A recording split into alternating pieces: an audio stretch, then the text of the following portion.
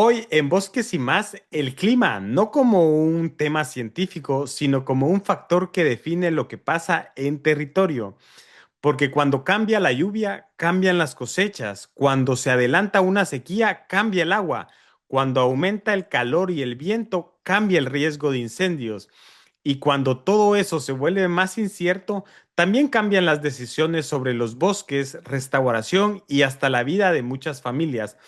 Para entender mejor me acompaña Alan García, guatemalteco con experiencia en el sector público y la academia, y de ahí dio el salto que lo llevó a estudiar su doctorado en una de las universidades más famosas a nivel global.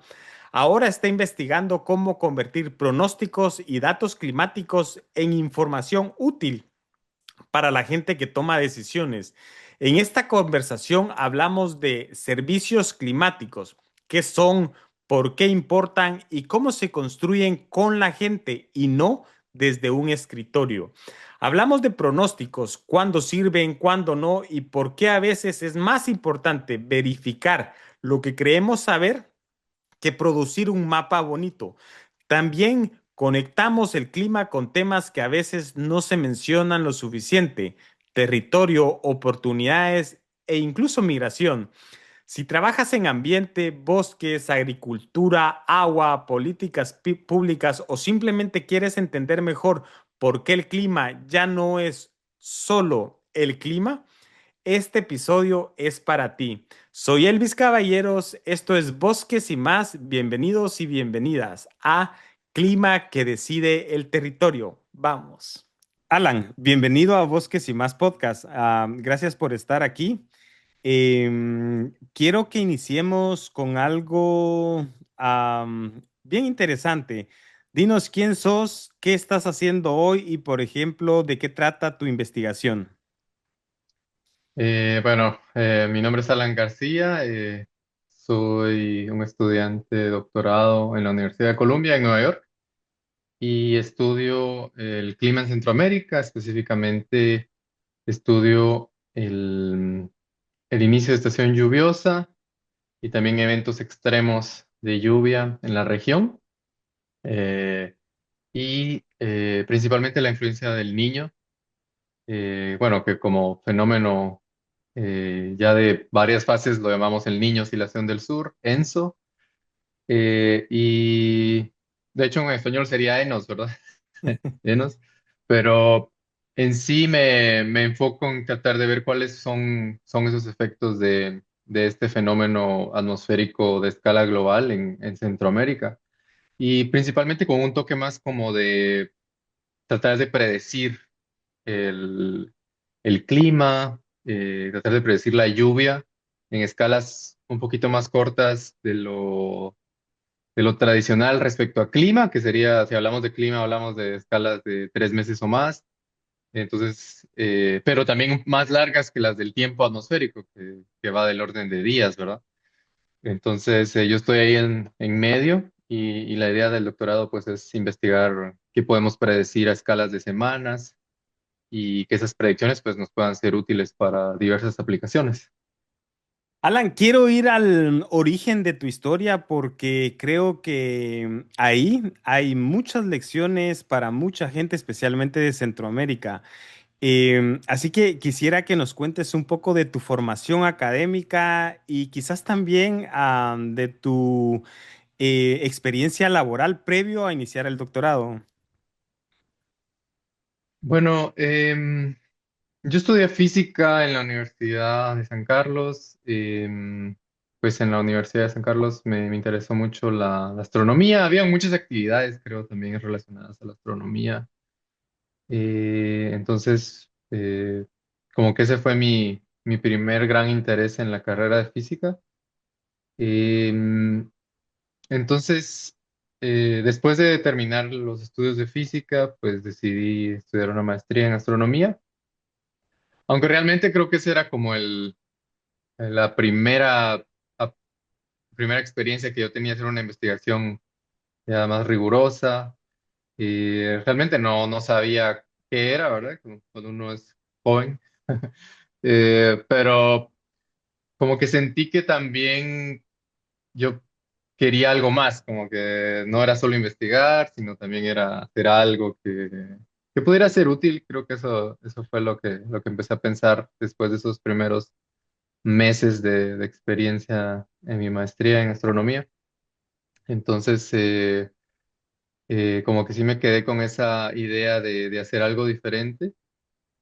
Y entonces yo regresé a Guatemala después de estar 2 años y medio en Europa, de obtener esa maestría. Y bueno, quería hacer algo nuevo. Y ahí fue cuando pues surgió la oportunidad de Insibume. Y en sí, realmente, para ser honesto, fue algo no planeado, pero creo que hay una componente importante de qué pasó en el país en ese momento, porque cuando yo regresé justamente de la maestría, eh, a los meses, bueno, no creo que pasaron unos meses, pero fue la explosión del volcán de fuego, la erupción del volcán de fuego. Ujú. Y la erupción del volcán de fuego pues fue bastante grande, pues, cientos a miles de muertos, aún no se sabe. Eh, entonces, pero sacudió bastante al INSIBUME, que era el encargado del monitoreo vulcanológico, ¿verdad? Y, y entonces hubieron cambios en la institución, porque en realidad como que ahí sí que el ambiente político lo pidió y porque era una tragedia de una magnitud muy grande, entonces hubieron cambios y como que dijeron, bueno, tenemos que modernizar la institución, vamos a contratar más personas y bueno, yo tenía ahí cierto perfil al final que es de física, de análisis de datos y me dijeron, bueno, usted ahorita lo vamos a poner en esta área donde no tenemos eh, mayor avance, que era de pronósticos de oleaje. Y, y entonces, bueno, realmente lo que se tenía antes era que había alguien que hacía un boletín y como que leía datos de otros sitios y la idea cuando yo llegué era como automatizar un pronóstico y generar datos ya de forma, creo que al final dejamos el pronóstico cada 6 horas o cada día, creo que fue diario. Antes se hacía como más, lo actualizaban más a la escala de semanas o 2 veces por semana. Entonces se dejó diario y ese pronóstico, pues creo que todavía lo usan. Em, pero ahí empecé, ¿verdad? Como con esas pequeñas asignaciones dentro de la institución que eran más de monitoreo, ¿verdad? Que eran diferente a lo que yo estaba haciendo, pero al final como que era lo que yo quería, ¿no? Como yo quería hacer algo que la gente lo usara, ¿verdad? Y de hecho, esos pronósticos se usaron mucho en, en eventos particulares. De hecho, aquí te cuento algo, una primicia. Para la vez que la tormenta, creo que era tormenta en ese momento, pero se volvió huracán, ETA, cuando llegó a Guatemala en 2020. Se usaron esos pronósticos que yo estaba generando, entonces era una de mis labores, era como generar esos boletines y cuando llegó Iota, que fue a los siguientes días, y como que había ah, mucha expectativa porque era la segunda tormenta. Y entonces también esos pronósticos ya la gente los empezó a ver mucho más. Y mencionaba que el oleaje en el Pacífico iba a verse afectado también. Y entonces mandaron aquella famosa foto de Conred donde llegaba el operador de riesgo y se tomó fotos en la playa. Sí. Entonces, esa famosa foto creo que tiene origen ahí detrás de ese pronóstico. Eh, pero te lo digo en el sentido de que eso fueron las cosas que yo inicialmente me asignaron ahí y que eran parte de monitoreos que al final son importantes, ¿no? Como en un huracán o una tormenta tropical, pues se usan. Eh, Es genial escuchar eso, ¿sabes, Alan? Justamente por eso quería iniciar con esto, porque uno de los objetivos de este podcast es trasladar historias reales de personas que como vos en este momento tienen oportunidades increíbles, pero esas oportunidades llegan porque, quizás esto todavía es aún más interesante. tu oportunidad de trasladarte de ese trabajo en Guatemala hacia una de las universidades con mayor reconocimiento a nivel mundial, que es Columbia's University, fue por un buen trabajo que hiciste en el sector público. Y Ujú. es algo con muchísimo mérito, ¿verdad? Porque muchas veces escuchamos del sector público muchísimas cosas negativas, pero la verdad es que si no hubieran personas haciendo buenas cosas como las que hiciste en su momento y las que seguramente vas a hacer más adelante apoyando al país y a muchos otros espacios, serán geniales. Pero cuando ya te trasladaste y dijiste, bueno, voy a desarrollar este tema, ¿cuál fue ese momento como bisagra que te llevó de estos temas de física, astrofísica, a enfocarte un poco más en clima y potencialmente en sociedad? Sí, bueno, entonces ya para la parte de clima, lo del oleaje en realidad no es clima, ¿verdad? Solo para dar el detalle de que el oleaje era un pronóstico más de tiempo atmosférico, de la escala de días, horas. Y ya la parte de clima fue algo que surgió porque la Universidad de Columbia tenía un proyecto que se llamaba Act Today o Actúa Hoy en español. Entonces, lo que iban a hacer ellos era fortalecer recuerdo, 6 países tropicales en términos de pronósticos del clima y también como más de la gestión del riesgo en la agricultura. Entonces era un enfoque mucho más em, de aplicar esos pronósticos del clima. Y entonces ya con pronósticos de clima me refiero a pronósticos que se le llaman estacionales, que van desde 3 meses a un año, y ellos querían fortalecer a Insibume en esa capacidad. Entonces, cuando yo estaba en Insibume, pues dijeron, bueno, Alan, pues sabe programar en Python y vamos a ponerlo en ese proyecto.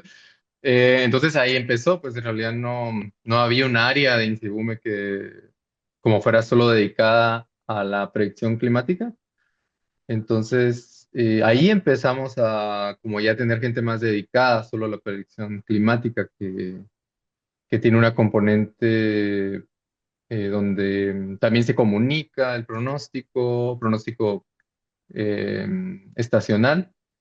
eh, y también pues hay interacción entre diversas instituciones. Entonces se empezó ahí a crear eso ya como un área de Insibume.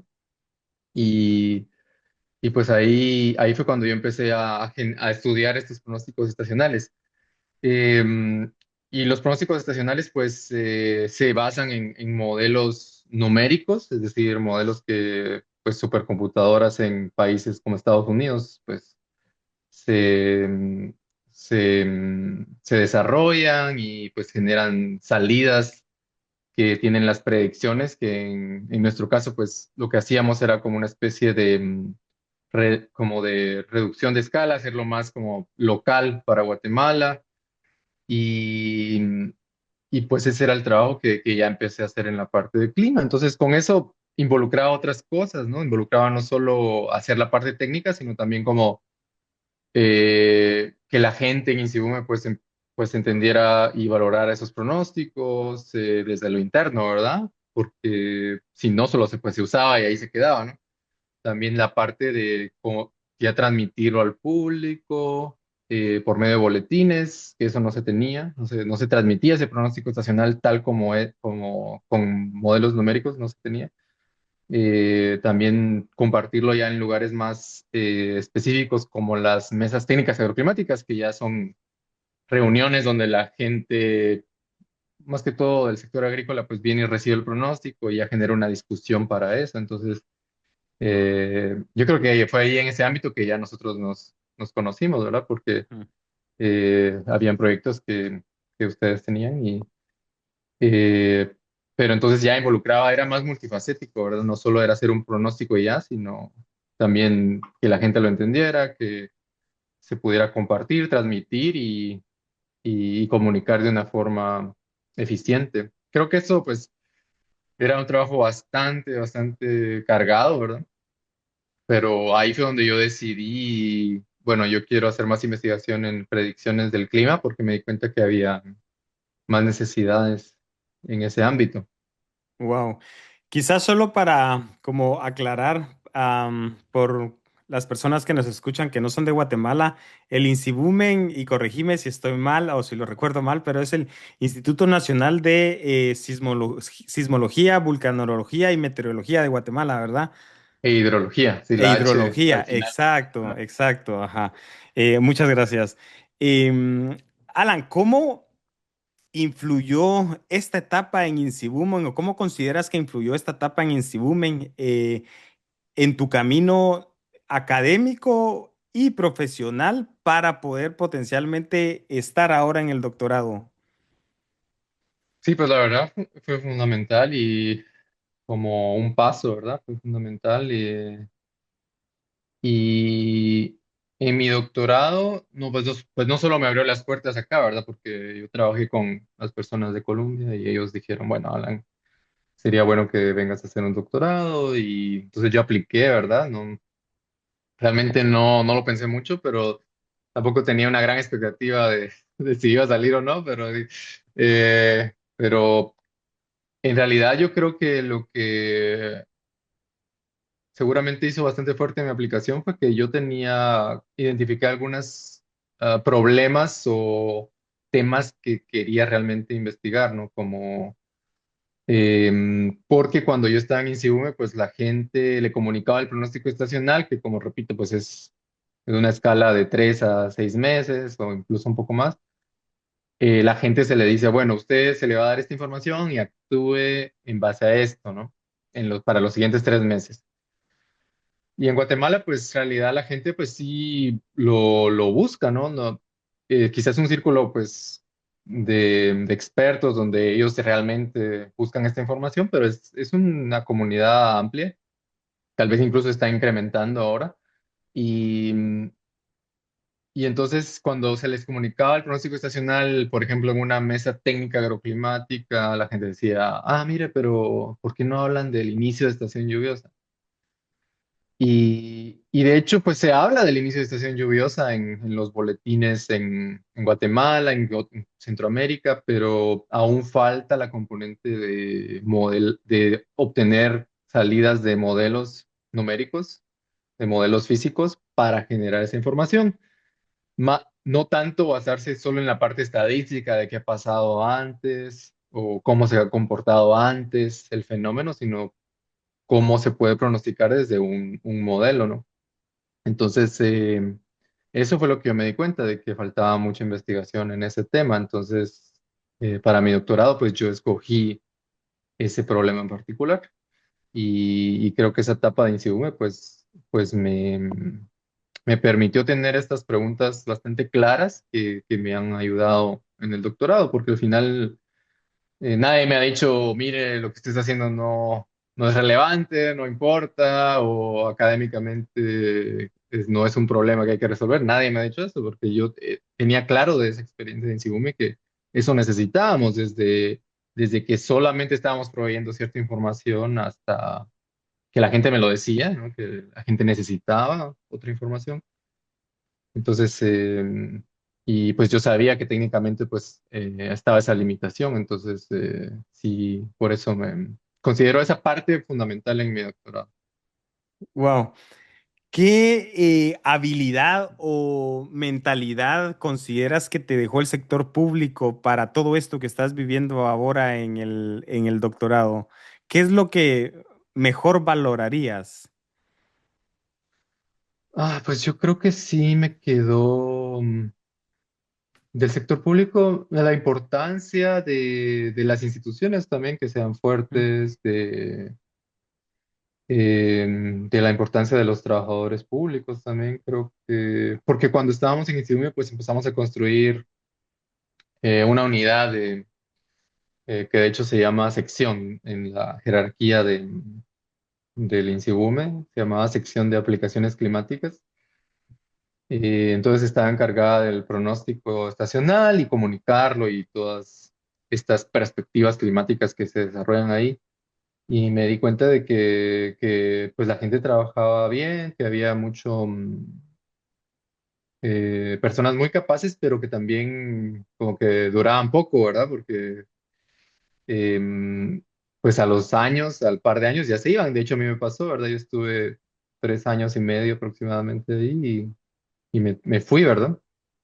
Pero muchas personas se fueron porque querían un salario mejor. Y entonces yo empecé a darme cuenta que lo público era muy importante porque al final en lo privado eso que estábamos haciendo no se desarrollaba, ¿verdad? No era que alguien lo iba a hacer porque sí, para beneficio de la población. Y entonces me di cuenta de la importancia de lo público y de las instituciones y eso lo valoro aún, de hecho aún lo pienso bastante, porque eso es lo que nos permitió mejorar esa parte técnica, ¿no? Como que la institución pues empezara a moverse en una dirección, que las autoridades también escogieran dedicar recursos y incluso la ayuda pues que se recibía de afuera, ¿verdad? Que entonces esas condiciones generaban que pudiéramos ir adelante y sí me quedó la importancia de las instituciones públicas y su personal, me quedó siempre eh, como una idea de la importancia para que el país se desarrolle y, y de desarrollar con investigación estas capacidades y también, por supuesto, llevarlas al uso operativo, porque toda la población las necesita al final.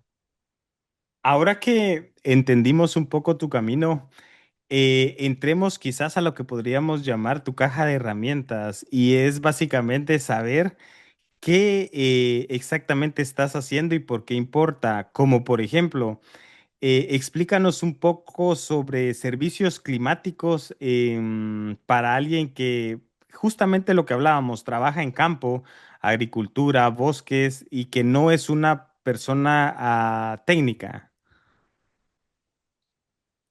Bueno, ya cuando hablamos de servicios climáticos, hablamos de una información que es realmente dedicada a que el usuario la pueda utilizar, ¿verdad? Haga la redundancia ahí, ¿verdad? De que es ya digerida, ya como pensada para que la persona que la recibe la pueda interpretar y la pueda aplicar a sus necesidades. Entonces, eso es cuando hablamos, tomamos una información climática y la vamos a transformar en servicio climático. Entonces, la palabra servicio es ya está digerida, ya está desarrollada para que se pueda usar en un área que la requiera.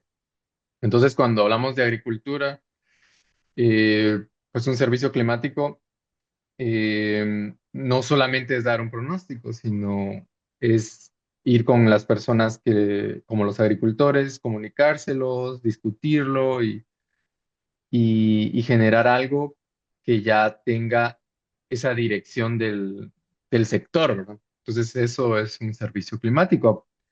Y si hablamos ya, pues en términos más simples, la información climática es solo dar una información calculada o salida de un modelo que nos dice, bueno, la lluvia va a ser tanto, la lluvia va a ser 100 milímetros en el mes de marzo. Entonces, eso es una información climática. Pero ya cuando está toda esa cadena de el usuario, el generador de información, hay una interacción y se piensa en cómo se va a usar, pues ya es un servicio climático. Si tuvieras que, por ejemplo, darnos un ejemplo súper concreto, ¿qué decisión cambia gracias a esto, a un servicio climático? Sí, bueno, en el caso cuando íbamos a comunicarlo a las mesas técnicas agroclimáticas, pues la discusión estaba detrás de, bueno, si va a llover más de lo normal o si va a llover menos de lo normal, pues tenemos tal acción. Por ejemplo, las semillas que se escogen en el campo podrían ser diferentes, pueden ser más resistentes a la sequía o pueden ser más resistentes a inundaciones o eh, pues también se puede colectar agua o se puede buscar la forma de evitar inundaciones en el campo. Entonces, eso, pues esas son las cosas que idealmente, te quizá el ejemplo más específico que yo tengo. También habían cosas más, quizá más elaboradas. Por ejemplo, recuerdo cuando estaba en Cibumen, tuvimos una interacción con el Programa Mundial de Alimentos, entonces ellos ya desarrollaban un plan de acciones anticipatorias y en base a un pronóstico estacional, es decir, qué tanto va a llover para una canícula, usando ese pronóstico de 3 meses, cómo se esperaba la canícula en base al niño también. Porque cuando tenemos el niño, se espera que haya menos lluvia en los meses de junio, julio, agosto en Guatemala.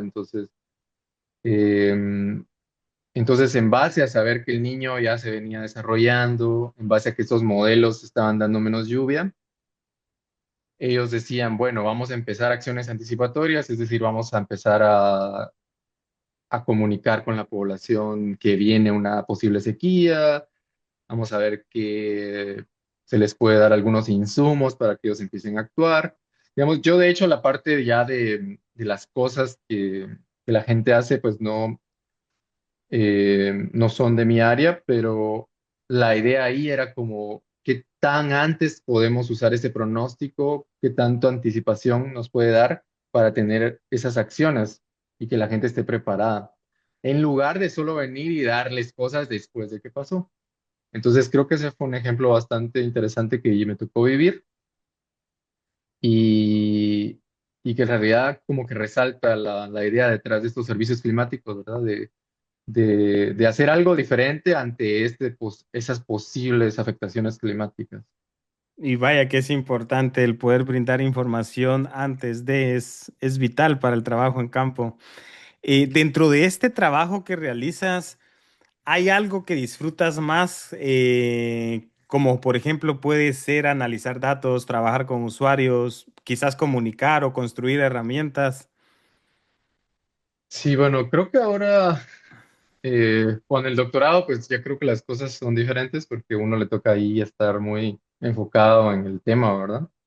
Entonces, para ser más claro, pues en Insibume yo tenía mis labores de comunicación, de como que diseñar la información que se va a dar, prepararla. También está la parte técnica de desarrollar un pronóstico, mejorar los pronósticos y verificar los pronósticos. Esa parte, pues era un muy multifacético ese trabajo. Pero ahora de ya estar en el doctorado, pues ya es la parte más tengo mi problema de investigación y tengo que estudiarlo, pues leer artículos. eh, y, y ahora, pues creo que lo que más disfruto en esta etapa actual es eh, como que esa, ese trabajo constante que te lleva ahí a confirmar o, bueno, de hecho desconfirmar algo que uno piensa, ¿no? Entonces, sí me gusta tener esa idea en mente porque ha sido un largo proceso de ir investigando, ir desarrollando las cosas que antes yo miraba tal vez muy complicadas, ahora verlas como más accesibles, ¿no? Como leer un artículo ya, yo digo, bueno, este artículo ya entiendo todo, ya lo dijeron fácilmente al inicio, ¿no? Entonces esa preparación creo que es lo que personalmente a mí me da mucha satisfacción. Y ahora ya la parte de investigación, pues ver cómo que se tiene algo ya sustancioso en términos de resultados. En mi caso, en mi investigación, pues empezamos a estudiar el inicio de estación lluviosa y primero cuantificarlo, ¿no? ¿Cuándo se da el inicio de estación lluviosa? En Guatemala, pues ya había gente que estaba desarrollando esto. Eh, Empezamos a usar un método que se desarrolló hace poco, usando la lluvia diaria. Eh, Y bueno, era un algoritmo algo largo y pues me tocó hacerlo, ¿verdad? Teníamos que programarlo y aplicarlo a toda la región. Después ya la parte de físicamente entender qué pasaba cuando habían retrasos de lluvia, porque no era solo bueno, esto es el valor, ¿verdad? Porque si no me quedaba en lo mismo que pues ya se ha hecho en la región, ¿verdad? Sino había que también entender por qué físicamente se daban retrasos y entonces mi idea ahí ya tomaba una forma más de análisis físico. Entonces, Lo que ya pues aquí discutiendo con los asesores y haciendo los análisis, pues ya vimos de que era muy importante que la atmósfera se calienta cuando hay un buen niño, un niño, es decir, el niño en el Pacífico Ecuatorial está lloviendo mucho, ¿no?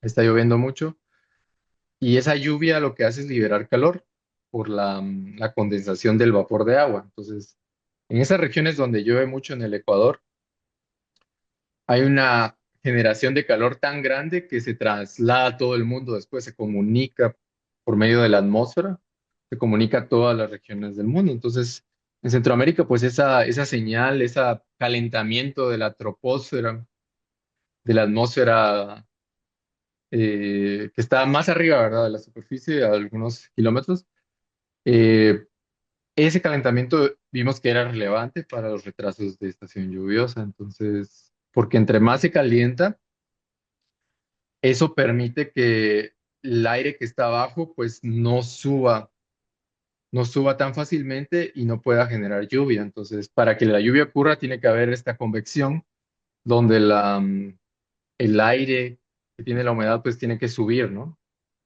Pero si no puede subir porque ahí se da un mecanismo que se llama flotabilidad, que es algo que en física nos enseñan, ¿verdad? Menos, si es menos denso el fluido que está abajo, pues va a subir. Si el que está arriba es más denso. Es una idea muy simple de física, pero que en realidad en Centroamérica no se había estudiado y entonces empezamos a ver de que eso era importante, de que si la atmósfera en realidad estaba muy caliente arriba, pues ese aire que estaba abajo no iba a subir fácilmente. Entonces, con esa idea, pues vimos de que eso afectaba el inicio de estación lluviosa y entonces eso es uno de los mecanismos que nos da una señal de que puede haber retraso en las lluvias. Pues todo ese proceso para mí ha sido satisfactorio porque al inicio pues yo no sabía qué podía pasar, ¿verdad? Qué podíamos obtener.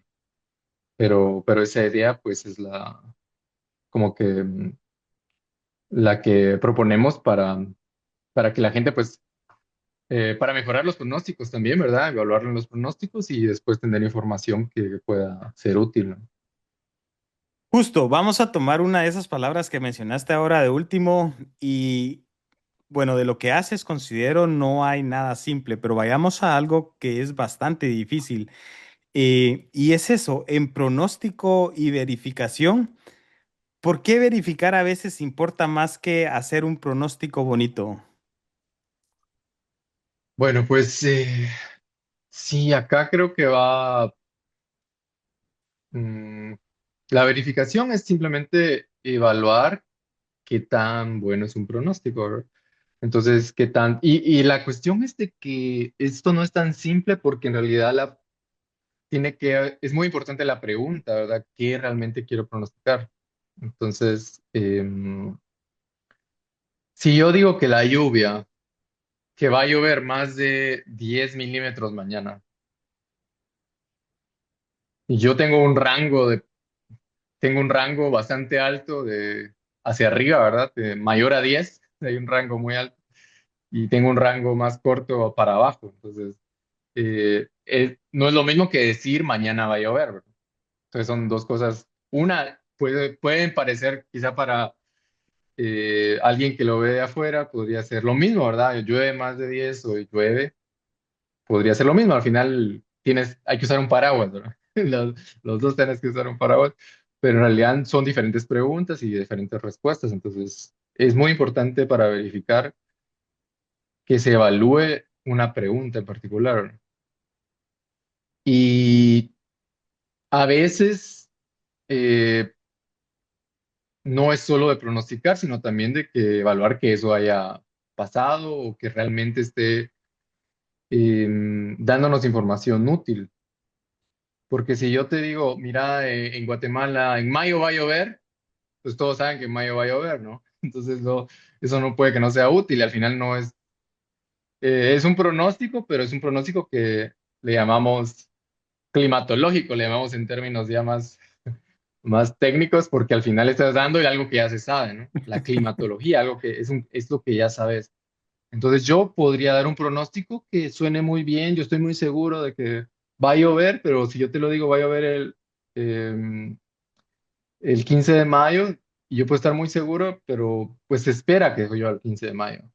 Ahora, si yo te digo, mira, eh, puede ser que en mayo en la ciudad de Guatemala la lluvia se retrase 3 semanas, o que en Quetzaltenango se retrase de inicios de mayo, se retrase 3 semanas.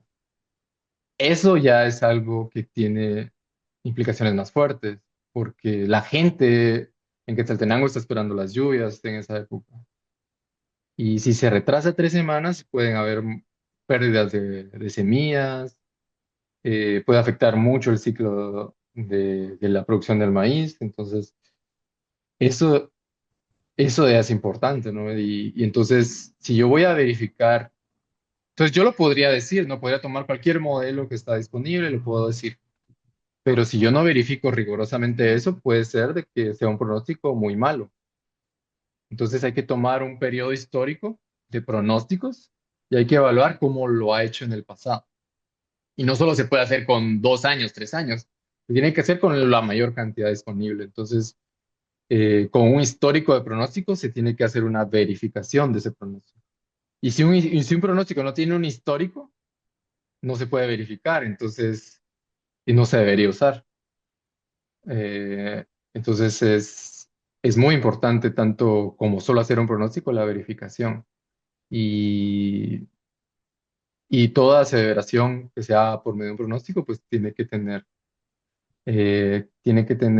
ese análisis y porque eso es lo que le da sustento al pronóstico en sí. Y muchas veces eso se olvida, entonces cualquiera puede venir a hacer un pronóstico, pero eh, la verificación es primordial. Sí. En países como el nuestro, tropicales, ¿qué decisiones reales sí pueden mejorar con pronósticos, por ejemplo, estacionales y cuáles no conviene prometer? Bueno, en Guatemala, los pronósticos estacionales, em, pues ya se comparten en Insibume. Tengo entendido, bueno, yo cuando estuve ahí no vi otras entidades haciendo eso, porque al final en Insibume pues es el ente oficial de pronósticos y em, la idea de esos pronósticos pues es de que la gente se prepare para una sequía, para lluvias muy fuertes. Em, entonces, con un pronóstico estacional, pues se pueden tomar ciertas acciones, como hablaba sobre el tema de selección de semillas, em, prepararse para inundaciones. Ahora, no es, con un pronóstico estacional no se puede prometer como vamos a pronosticar de aquí a un año y tenemos mucha certeza de eso, ¿no? Entonces tiene un límite. Por ejemplo, en Guatemala se tiende a que eso no exceda los 3 meses. Entonces, de hecho, yo diría que ese es como que en términos de investigación, hasta ahí ha llegado como ese tema. Se podrían algunos pronósticos estacionales llegar a extender 6 meses, pero creo que es conveniente, es importante conocer ese límite, ¿no? De 3 a 6 meses. Cualquier pronóstico que vaya más allá, pues ya pues hay que dudarlo y mejor si se ve una verificación de tal pronóstico. Entonces, recuerdo también para la época de incendios forestales, la gente pues está interesada en el pronóstico estacional de lluvia para ver que las zonas más propensa de incendios pues reciban lluvia, ¿no? Porque si no, pues hay más probabilidad de incendios. También los de temperatura son importantes para eso. Entonces, podrían orientar en la acción temprana de incendios. Eh, También en el tema de canícula, que ese pues es uno de los que mencioné anteriormente, pues las sequías son bastante fuertes en algunas regiones del país y la gente se puede informar si una canícula va a ser más fuerte o no. Eh, Ahora, ya cuando vamos a la tema de predicción subestacional, que era el que estaba hablando, también hay predictabilidad, le decimos nosotros. Se puede predecir a cierta escala y pues eso es lo que estamos, y muchas otras personas pues están buscando mejorar, ¿no? Predecir en la escala de semanas. 2 semanas de anticipación, 4 semanas, se puede dar una predicción. Entonces, en el caso de pronósticos subestacionales, que es lo que yo quiero eh, aportar, estamos hablando de decir, bueno, la lluvia se va a retrasar 2 semanas, 3 semanas. Hay que estar listos porque eso puede afectar el inicio del ciclo agrícola. Otro tema podría ser, eh, el otro tema que estoy estudiando es también el finalización de la época lluviosa. Bueno, ¿qué pasa si la gente espera que la lluvia termine en octubre? Pero ¿qué pasa si en noviembre tenemos eventos muy fuertes de lluvia, como ya pasó, ¿verdad? Que era el tema que te decía de ETA y IOTA. ¿Qué pasa si vamos a tener tormentas muy lluviosas? Entonces la gente tiene que estar lista, ¿no? Pueden haber, el gestión de riesgo tiene que empezar a preparar eh, muy posiblemente evacuaciones o repartir víveres y esta información podría ser muy útil, ¿verdad? Si sabemos de que en la época donde ya no se espera lluvia va a llover mucho, que hay una acción de gestión de riesgo. Y eso pues es lo que estamos investigando. Y por supuesto, ya tocando el tema de la pregunta, que no conviene prometer, yo no podría venir y decirle, mire, yo en mayo le voy a pronosticar cuál es la lluvia de octubre. No lo puedo, no se puede hacer porque no hay una predictabilidad. Entonces, no es solo de que yo con tecnología, con los modelos que se tienen, no se pueda, yo no se esté desarrollado lo suficiente, sino es de que realmente el sistema físico es caótico a cierto sentido y no se puede predecir a ese nivel, ¿no? No puedo yo venir en mayo y predecir esa lluvia en octubre. Entonces, cuando alguien viene y empieza a hablar así, como, bueno, de aquí a un año va a pasar esto en el sistema del clima, ahí hay un poquito hay que dudarlo, ¿no? Y porque eso ya es la parte de la predictabilidad del clima. Y eso ya hay que tener cuidado, ¿no? En el sentido de creer, no creer todo lo que se dice de una predicción. Wow. Y quizás vayamos un poco al tema de diseñar. Cuando se diseña o se piensa diseñar un servicio climático, y dinos si nos estamos saliendo del tema, pero digamos, cuando se diseña un servicio climático con la gente y no para la gente, ¿qué pasa si tenés algún ejemplo? Bueno, sí, yo creo que el ejemplo particular podría ser incluso el mismo que hemos venido hablando, ¿no? Porque em, el pronóstico estacional te da la lluvia de 3 meses, ¿no? Dice cuánto va a llover. Entonces, eh, sí ha habido como una discusión académica, creo que tanto aporta este pronóstico estacional. Y, y ahí es donde tiene que haber una discusión y una interacción con los usuarios, ¿verdad? Cómo les puede servir. Y, y creo que el pronóstico estacional a veces, en la región, por ejemplo, también se le puede dar eso de que es solo para la gente, ¿no? Se está dando una información, pero realmente qué tanto la están usando, creo que aún falta investigación en ese ámbito. Realmente se está llevando acciones y, y es ahí donde falta em, esa elaboración conjunta con los usuarios, ¿no? Entonces, el pronóstico estacional de lluvia siento que puede ser un ejemplo donde quizá le hace falta con la gente. Eh, y ya, y ya para la gente, creo que algo de lo que les venía hablando era el inicio de estación lluviosa, ¿no? La gente me dice, necesitamos esta información, ¿no? Pero no se tiene. Entonces, esto estamos partiendo de la necesidad. Entonces, el pronóstico de inicio de estación lluviosa podría hacer investigación en eso, desarrollar un pronóstico para el usuario, ya viene más con la gente, ¿no? Porque podría ir de la necesidad de tener un pronóstico de inicio de estación lluviosa. Entonces, eh, creo que también hay que diferenciar entre la parte investigativa y la de ya de generación del servicio climático, porque requiere mucho trabajo desarrollar estos servicios, pero también necesitamos la parte de investigación. Entonces, eh, es un buen ejemplo este de inicio de estación lluviosa porque mi idea viene como con la gente, ¿verdad? Porque estaba yo inmerso en esa interacción entre servicio meteorológico y agricultores, técnicos agrícolas, usuarios interesados, viene de ahí. Y después pasa a la fase de investigación, entonces como que no es tan usual, ¿verdad? Porque usualmente se tiene, ya está la ciencia, así se cree, ¿no? La ciencia ya está hecha y le tiene que haber alguien que la lleve al servicio climático o a la parte aplicada, ¿no?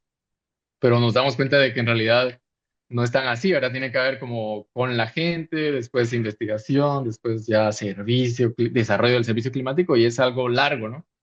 Pero creo que esa línea no es tan recta, ¿no? No es solo de la ciencia a la aplicación y al servicio climático, sino que eh, van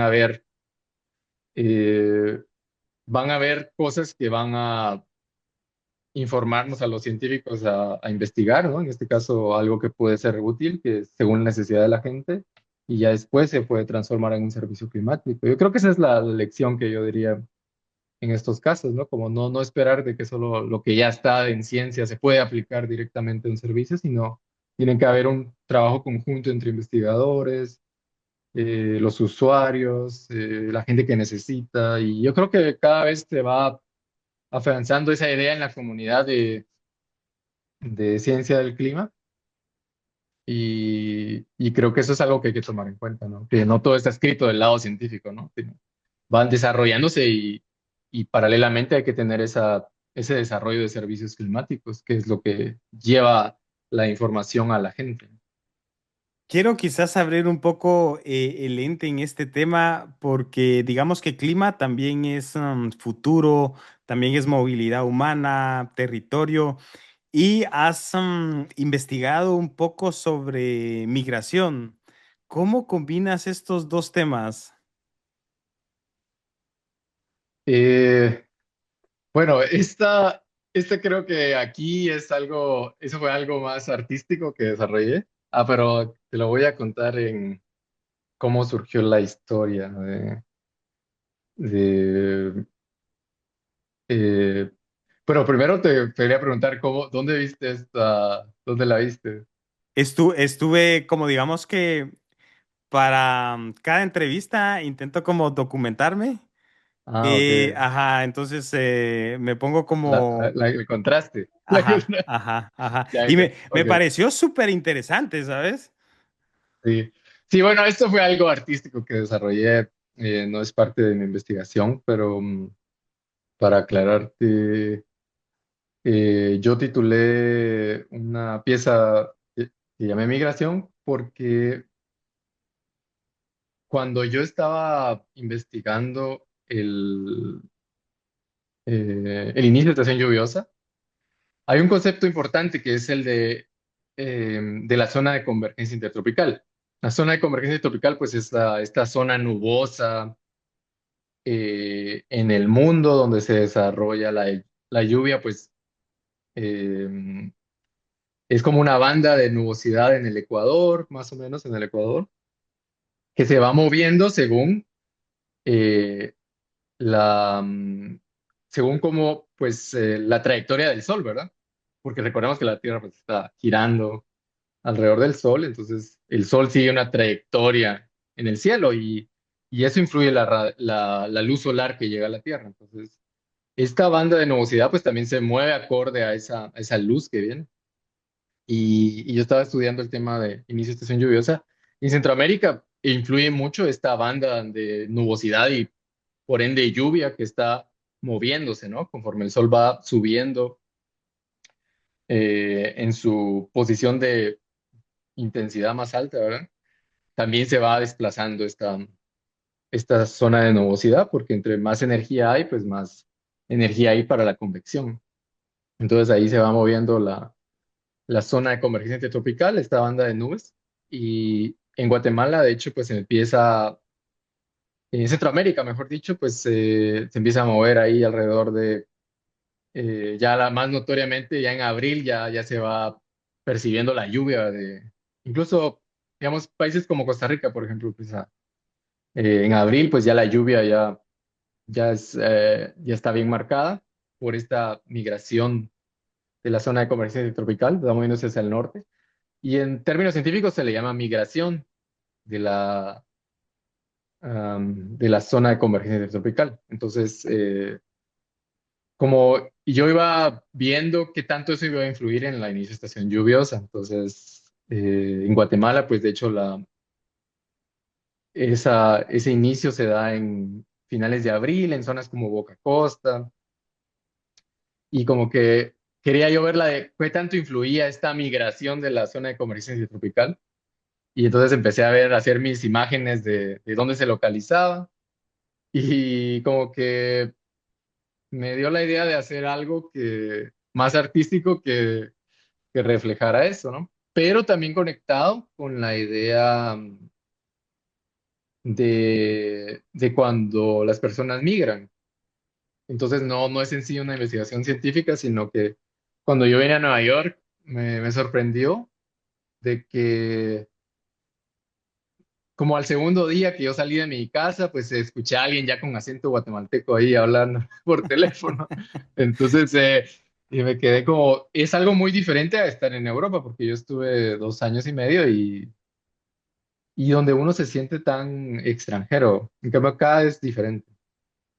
Entonces, en Nueva York hay gente de todo el mundo, hay guatemaltecos ahí en cada calle. Yo, pues, ahí como que me mira uno y dice, pues, o escucha a veces y, tal vez es guatemalteco. Me ha pasado que la gente pues, los escucha hablar y digo, son guatemaltecos, ¿verdad? Entonces yo me quedé como con esta idea de la migración de esta banda nubosa. Eh, Quería hacer algo y entonces la pieza ahí tal vez la puedes poner cuando edites. Pero Claro, claro. eh, la idea era de que la zona de convergencia tropical es una banda que no se mueve tan al norte, ¿no? Sino llega ahí en Centroamérica, la parte más alta llega alrededor de unos, digamos, aproximadamente 15 grados norte de latitud. Pero no sube, ¿no? No se extiende y la lluvia sigue en México y Estados Unidos y no llueve, como llueve en Guatemala, no llueve en norte de México ni en, ni en Texas, ¿no? Entonces, es una lluvia de tipo, se le llama, de hecho, aunque en Guatemala no usamos ese término, se le llama de tipo monzónico, porque está asociada a esa convección fuerte, a esta zona de convergencia. Convergencia es porque los vientos convergen ahí, eh, entonces esta banda no llega tan al norte, llega alrededor de unos 18, 15 grados. Entonces mi idea en la pieza de arte era como mover la banda hasta Nueva York, como ponerla ahí obviamente, eh, son datos que yo uso y yo la coloqué en Nueva York y también estaba en Guatemala y estaba en la parte más, creo que un poquito más al sur también. Entonces son varias imágenes así continuas donde yo voy moviendo entre comillas, ¿verdad? Esta ITCZ le llamamos en inglés, zona de convergencia. Y entonces yo la puse hasta Nueva York en esa imagen. Y puse como un cuadrito en Guatemala y un cuadrito en Nueva York porque era como para indicar de que, más que todo, darle una perspectiva de personas, ¿verdad? De las personas que estuvieron allá, pero ahora están acá. Y la idea era de que esas personas, aunque hay muchas personas que están en Guatemala y deciden irse de Guatemala y ellos vienen pues indocumentados y la idea era como decir, bueno, estas personas muy posiblemente no deberían de estar acá, pero aquí están, ¿no? Y como esa imagen de la zona de convergencia que ahí no debería estar, pero estaba ahí. Entonces era como esa era la conexión, ¿no? De cómo migraban las personas y seguramente incluso no lo hablo solo del tema eh, no legal, sino también incluso de muchas personas, incluso yo, pues yo no me imaginaba estar aquí, ¿verdad? Ya somos Y, dos. y estar ahí, pues yo quería representarlo de una forma física, ¿no? Como, la lluvia, no, que no puede estar ahí, que no podría estar aquí, pues está ahí, ¿no? Entonces esa es la historia de migración, que por eso le puse ese nombre, ¿no? Para asociar esos dos conceptos. Es Eh, increíble ver y escuchar cómo disfrutas lo que haces, cómo le pones ese toque de alegría y pasiones, es simplemente increíble. Alan, el tiempo ha ido pasando, pero quiero como eh, hacer dos preguntas previo a que podamos a cerrar nuestra entrevista. Quizás van como un poco más enfocadas a pensar en Guatemala y en Centroamérica. Por ejemplo, la primera es si pudieras cambiar una sola cosa en Guatemala o Centroamérica para que el uso de información climática sea una norma en instituciones y comunidades, ¿qué cambiarías? ah, bueno, en Guatemala, eh, creo que en Guatemala sí me quedó como la idea de aportar a la parte de fortalecer el monitoreo meteorológico y climático, ¿no? Y seguramente habrá diversas formas de hacerlo. Pues al momento yo no tengo realmente una forma clara de hacerlo, pero sí me gustaría en un futuro aportar para fortalecer el servicio meteorológico, también en Centroamérica, ¿no? A lo largo de toda la región, porque es necesario ante tantos eventos extremos, cambio climático siendo cada vez más notorio. Pues yo quisiera fortalecer las instituciones que se dedican al monitoreo de meteorológico y de clima. Y eso implica varias cosas, ¿no? Como implica, pues, que tengan los recursos necesarios para tener personal operativo y muy específicamente en eso, ¿verdad? Que las personas, pues, tengan un trabajo digno, condiciones dignas, salarios competitivos para que puedan hacer una carrera. Yo eso quisiera, pues, aportar a Guatemala y Centroamérica. Porque sé que se necesita, ¿no? Te decía el ETA y YOTA. Ahorita estoy investigando un poco esa parte de lluvia extrema y yo sé pues de primera mano que eso pues muchas personas se ven afectadas, ¿no? Y muchas personas mueren o su economía es destruida, sus, sus comunidades son destruidas por tormentas como esta y la idea de fortalecer el monitoreo meteorológico y climático pues es poder evitar ciertas catástrofes o simplemente estar preparados ante estas circunstancias. Y, y sí me gustaría que las personas que trabajan en este tipo de disciplinas pues se puedan desarrollar en ellas y no como lo vimos, como yo lo viví, pues de que las personas pues se tenían que ir a hacer otros trabajos, no por falta de que no les gustara o que falta de pasión, sino porque simplemente no, pues tenían las capacidades para ganar más dinero, ¿no? O tener trabajos, salarios mejores en otros lugares y eso pues la verdad que es triste y a la vez es eh, pues es algo que hay que cambiar, ¿no? En la región y, am, y con eso, pues seguramente, pues el sector público en general, ¿verdad? Como hacer instituciones más fuertes en todo sentido, porque al final no solo de todo ese desarrollo científico, tecnológico, incluso pues investigación tiene detrás otras instituciones que también son importantes y que buscar fortalecerlas, pues al final nos ayuda a todos. Wow. Seguro vas a aportar desde los espacios que tengas la oportunidad muy pronto. Es increíble y genial. Alan, ¿y qué consejo le darías a algún joven, por ejemplo, que hoy trabaja en instituciones públicas y que quiere crecer en, en todos estos temas? Bueno, yo creo que pues siempre buscar algo que te apasione, ¿verdad? A mí personalmente sí me apasionó hacer y desarrollar pronósticos y creo que eso me llevó a otros lugares, ¿no? Y creo que encontrar algo que te guste es importante. Eh, También, pues pensar en cómo eso puede ayudar a otras personas, creo que más ahora es mucho más relevante, ¿verdad? Con los efectos que hay en el clima y a partir de él. Creo que es importante tener esa idea de cómo puede ser útil para otras personas y ayudar a personas que seguramente, comunidades que lo van a necesitar. Entonces, yo eso aconsejaría, ¿no? Tener esa perspectiva en cuenta. Alan, desde Bosques y Más Podcast, agradecemos tu tiempo, el haber compartido tus conocimientos y te deseamos lo mejor en esta recta final.